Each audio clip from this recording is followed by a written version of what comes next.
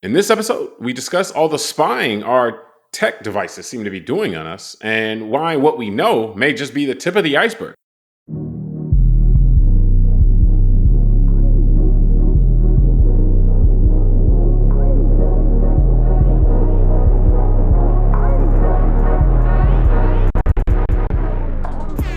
Hello, welcome to the Call Like I See It podcast.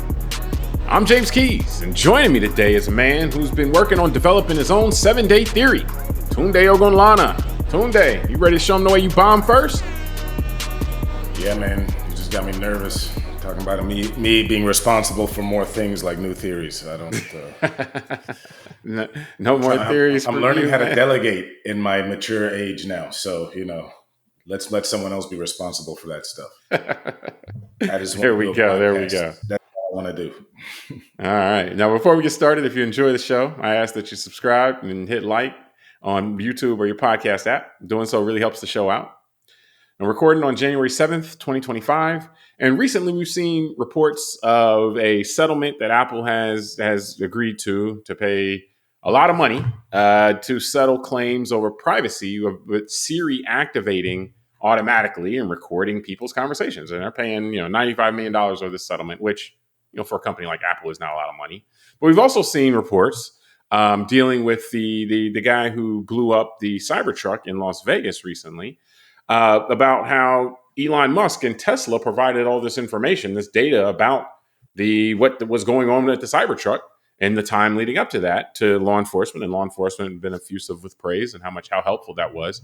And it just, seeing those two together and then many other reports that we see from time to time on these things, it really just kind of opens this questions on, well, how much recording and tracking is happening with not just the government agents walking around, tapping phones and checking this, or, police officers, following people or anything like that. But like the things that we buy and voluntarily bring into our lives, phones, cars, things like that. And so wanted to discuss them that. Tunde, based on this, or just looking at this recent Apple settlement and with Siri spying, revelations about Tesla data being shared, with law enforcement, meaning it was available to be shared. It was tracked. It was there regardless of what happened. And presumably it's there for all Teslas. Do you think there are any limits as far as how big tech and just these companies are spying on us through our devices? Is there anything that's cutting us back, or is this just open season on us? It appears to be open season. Yeah. It's a very interesting conversation, actually, and one that I think as a society we need to be having more. And it's interesting because part of it is, I think, just the evolution of technology. I don't think that there's like a sinister hand behind all this or anything. I think, I'm sure that the ability to spy, I remember hearing stories about the NSA tapping telephone poles back in like the 50s. Physically. So my point is that, like anytime there's a new technology out there, someone is going to try and exploit it.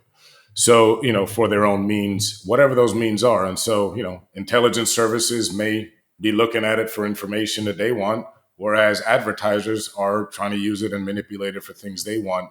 And sometimes those things overlap and sometimes they don't.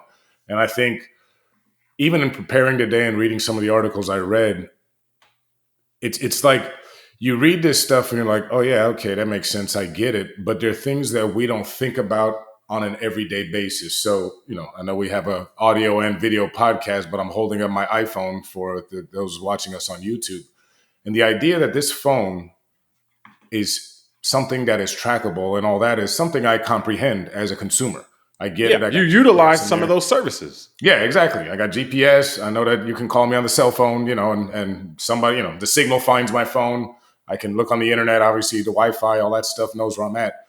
But, in reading one of the articles, it was talking about how a lot of our smart devices now, and some of these things we know that we're buying and some we don't, like the power of your smart TV to monitor your home at all times. I know that my TV is smart in a certain way, but I didn't know it was that smart. But it was interesting reading some, because we have like these Bluetooth light bulbs that my wife can control, like when we're out of the house from her phone, that, they can dim the lights or make them brighter.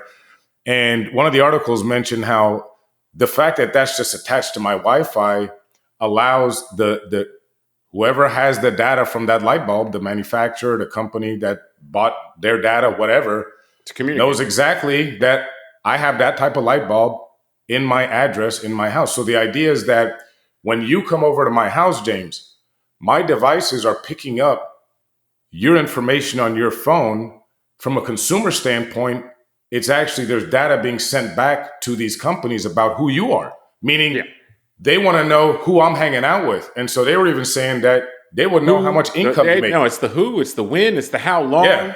It's the how often. It's all that. Yeah, exactly. And then that information's out there, so governments can buy it too. And when I say governments, I'm not only talking about the deep state and all this stuff. We're talking about state governments, local, municipal law enforcement. So that means that the surveillance state can also know exactly where you are at all times, that you came into Tunde's house, for example, at a certain date and time, and that when you left, the GPS is helping it track you, all that. And so, yeah, it's that's what I mean. As a consumer, it's like I kind of knew this stuff, but when you read about how invasive and how intrusive it has evolved, and that these different devices from different manufacturers are all communicating with each other, that's to me the part was like, wow, I kind of understood it was that deep, but seeing it like presented to you as evidence, it's like, well, okay, I didn't know we gave up all this stuff. Well, yeah, it's because like all of the capabilities of the devices that we take advantage of have other implications and have other things that they could be used to be beneficial for. And so like you people are surprised a lot of times when they find out that their devices are listening to them.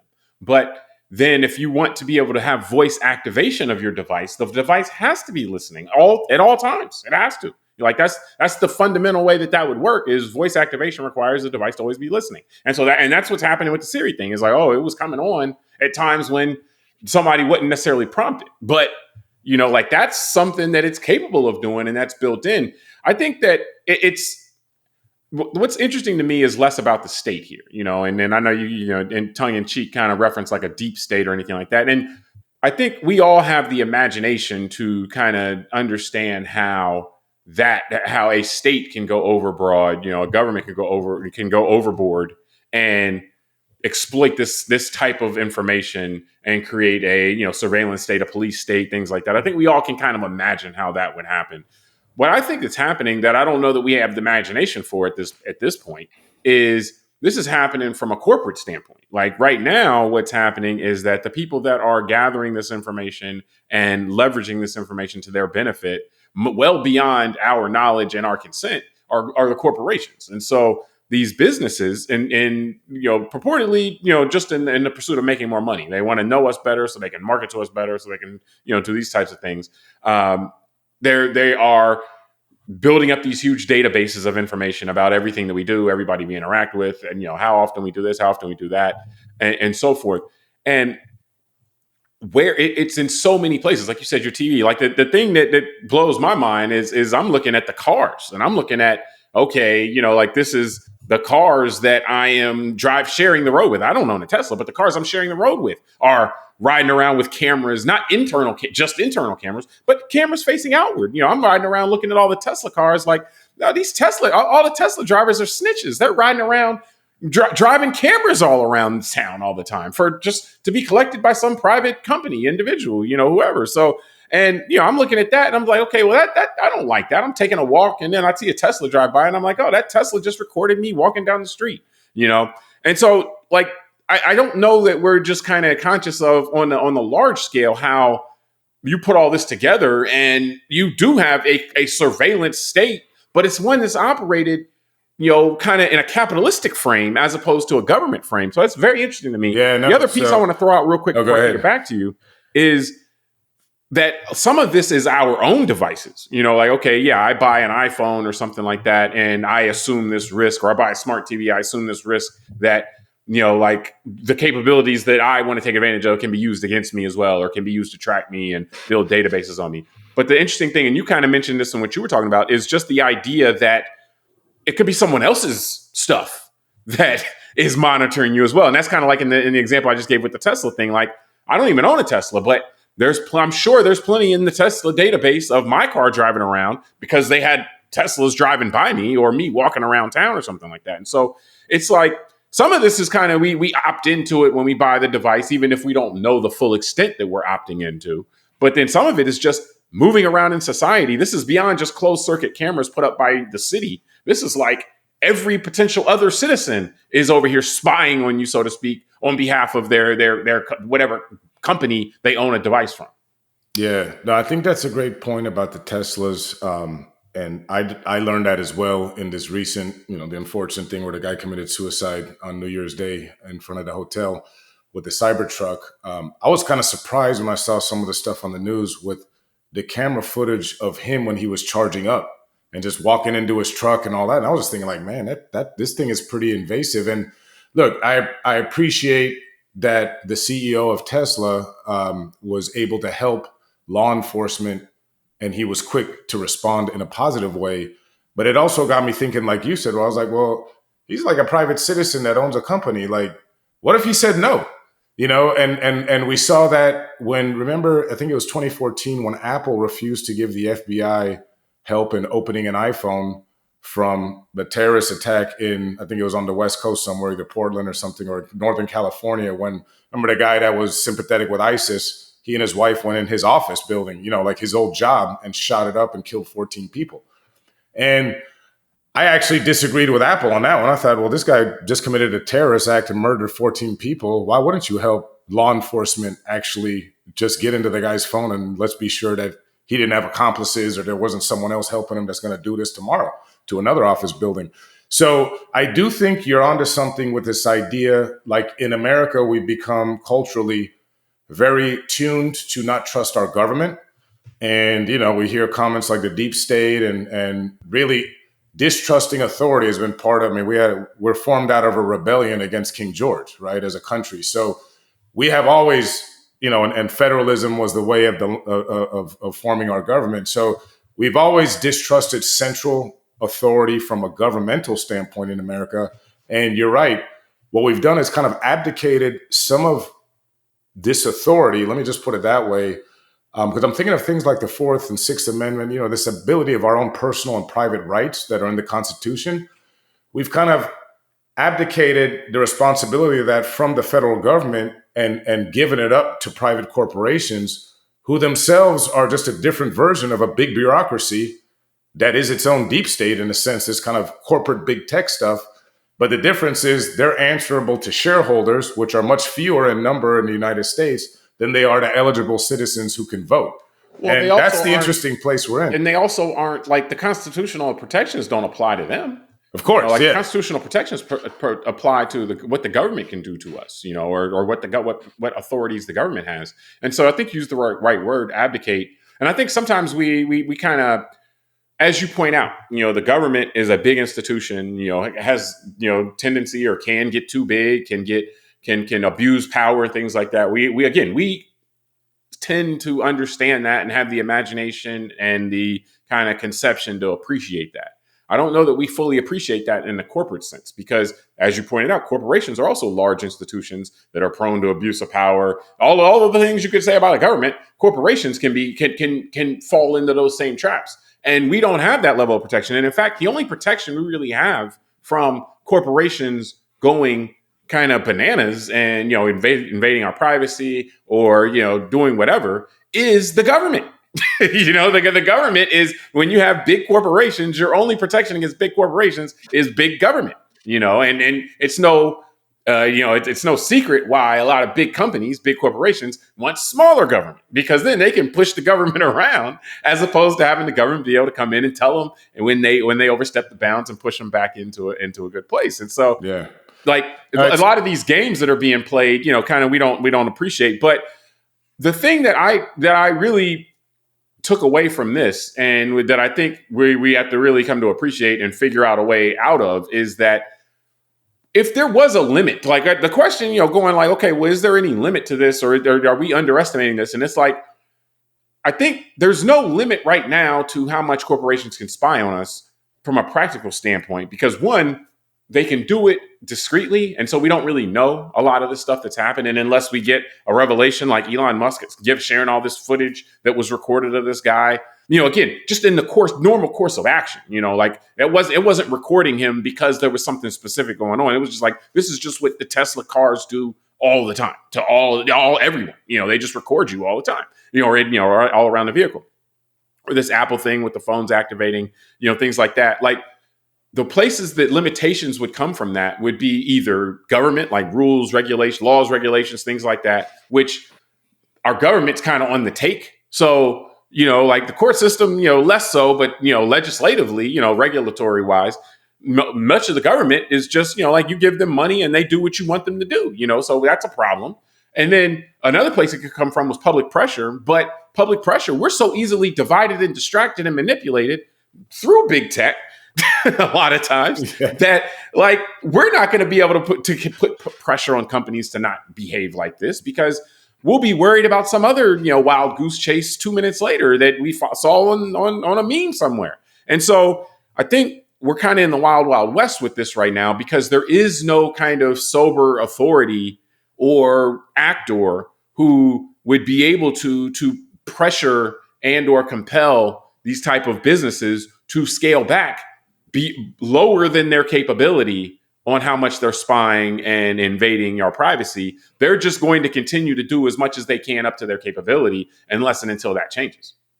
Yeah, man. No, you said a lot there. I want to address a couple things. I didn't want to interrupt you, but it was tough because you had some things that I definitely want to. You're ready to go. Yeah, that's no. One of man. them is just chomping at the bit. No, but on a serious note, because like I've had this feeling for decades, actually, since I was younger. Just when I started understanding things like big banks and what happened in 2008 and all that, like. You're right. Like, I always thought, okay, whether it's a big government or a big corporation, they both could run the risk of becoming big bureaucracies that, you're right, can abuse a system. And so, again, we become so polarized into push. I'm either for this or against that. So our culture since the 80s kind of became in America anti-big government, and we're all for deregulation, and everything is about private, ownership and all that. Yeah, we want big and then when that small governments. Yeah, but when that goes too far... just like the oligarchs. Yeah, that's exactly. So when that goes too far, we see what happens. And that's just like what happened, like you're saying, the first Gilded Age of the late 1800s, early 1900s. And that went too far. And that got corrected with things like the New Deal. And we're back to, we dismantled the New Deal basically over the last few decades. And we're back to, the corporate side dominating the system. So either you're going to have a government dominating a situation, or you're going to have the oligarch class dominating a situation, or you can do what the United States kind of figured out between the 1930s and the 1980s, let's say, is you have a bit of a healthy equilibrium where both coexist and both are uncomfortable in a sense, which means that the public won. And so now we're going back into, we're already there, but we've been brought back into a Gilded Age. And this is what I want to discuss. It's because we've been distracted as American citizens, not paying attention to actually what's going on in our government and the regulators and areas like the courts.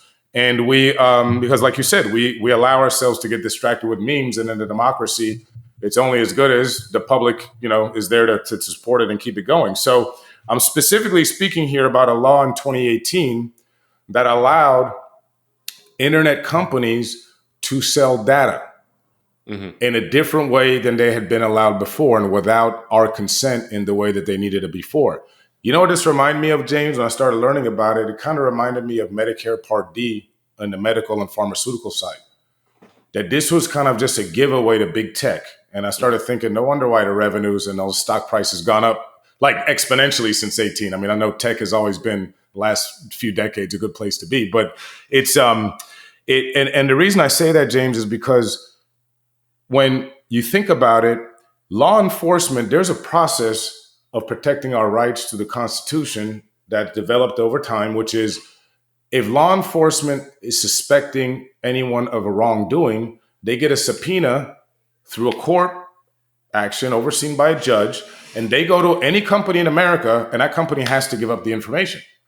So if law enforcement wants to look at me or you because we show up on some list that we did something wrong, they could always go to Google, Microsoft, Apple, whoever, and say, hey, give me we need this information on this person. The But they have to difference go now through is certain channels with some level of redundancy and some level of to make sure that the things that are in place to make sure they don't abuse that or to try to. correct. Exactly. Now, what we have is the state of Florida or the city I live in or the county I live in or the federal government, right? They go to Google and say, we want this information. And Google say, okay, it's going to cost you X amount of dollars. And they just sell it to them. And because of the lobbying, right? Just like Medicare Part D, that's why it reminds me of that. We had a fine system prior to 2003 where the federal government was able to negotiate drug prices. Like any large purchaser of drugs would. Correct. After 2003, they weren't allowed to. That regulation was removed. And so we all complain about our deficit. I've seen estimations that just Medicare Part D alone it represents around 8% of our federal deficit right now, about $3 trillion. So again, that's why we got to pay attention to the stuff underneath the surface, not just who's president, but what's going on regularly. And this data one reminds me of that because how much of our deficit since 2018 is from that law where we're basically spending, it's costing us, let's say, potentially tens to hundreds of billions of dollars a year, every year, for us to, provide this data for law enforcement to acquire this data, which it doesn't need all that data, right? They need specific data, but not a dragnet sweeping everything. So that's what I'm saying, James, is this is another one again where I look back and say, yeah, this is a breakdown that's happened over time. This isn't something that just all of a sudden some politician was in office and they did this, or this is the system. Yeah. From a privacy standpoint, that's understandable because as I noted just, my last statement, it's kind of like what these companies are doing is spying on us to the fullest of their capability, their technical capability, like their physical capability. And if you go back to 1950, there just wasn't much spying Kellogg's could do on, or General Motors. Like they sold you a car and then it's kind of like, like that's it. Like they could get information from you when you bought it, but that's it. Or you buy a box of cereal and it's like, they don't get any more information about you because of that. They pay, like firms to research this kind of stuff and figure out what kind of people are buying this, how often are they buying this, like things like that. And so market research was a thing. Now the market research is kind of built into the technical capability of the devices. And so we just haven't caught up to the idea that this quote unquote market research, as they may call it, or what let's spying and invasion of privacy to me is they have the capability technically now to do it.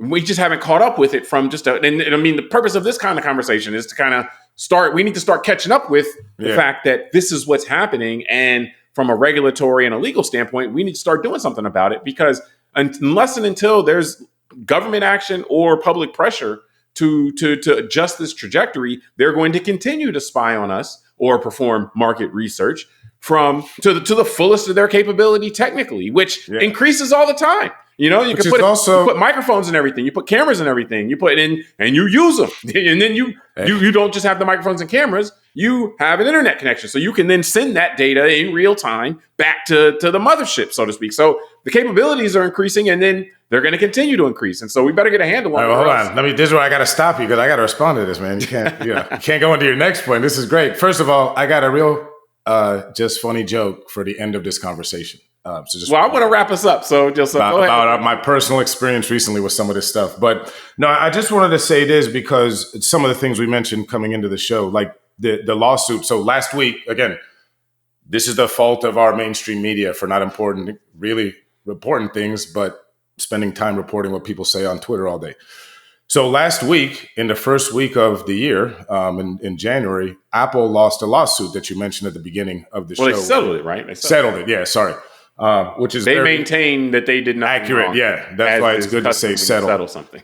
Yeah. So and the reason it's good you brought that up to correct me on settlement because it's an important point of why I'm bringing this up. So they settled for $95 million.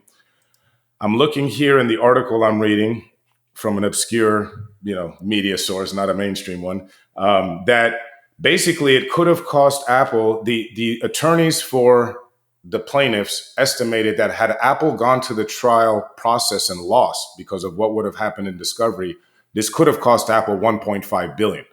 So Apple was smart to settle for that dollar amount. And that's what I was going to bring up is I started looking at Apple's finances, and I saw that Apple stock price is up 288% in the last 5 years, which is good for them, right? And their shareholders.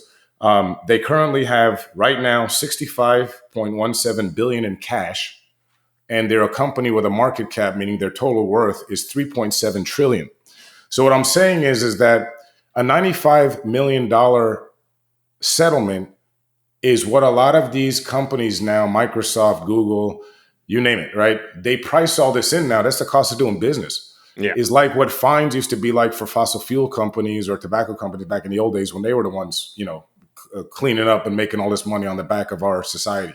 So it's just kind of like, what we've lived through in the last, 10, 15 years is watching a whole new sector of the economy just take over and become the new oligarchs.